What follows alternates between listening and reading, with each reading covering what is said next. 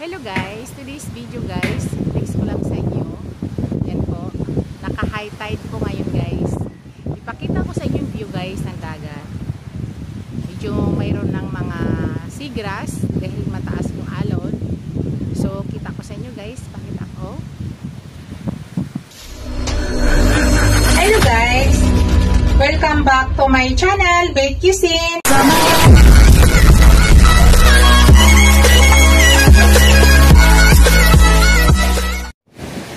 Yan guys, naka-low tide po tayo ngayon.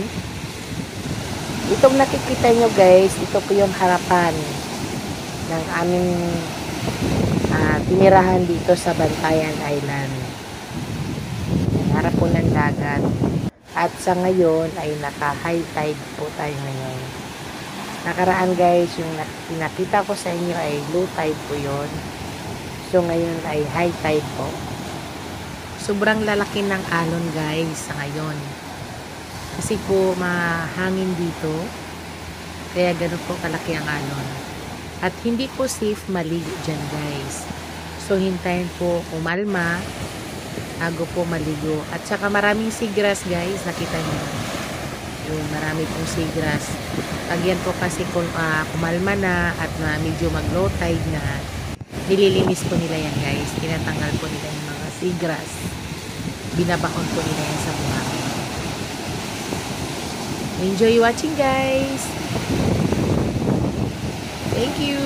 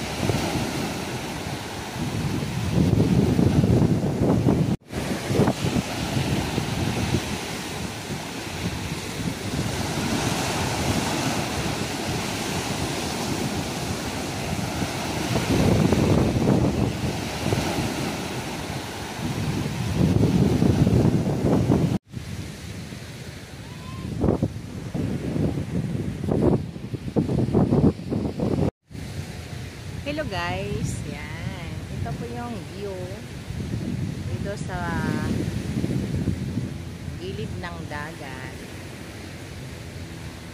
Sa ngayon guys, dito muna mag-end ang aking live. See you in my next vlog guys. Dito pa rin kami sa Santa Fe. Bye guys! Thank you for watching. Don't forget to like, comment, and subscribe to my channel. See you in my next video guys. Bye!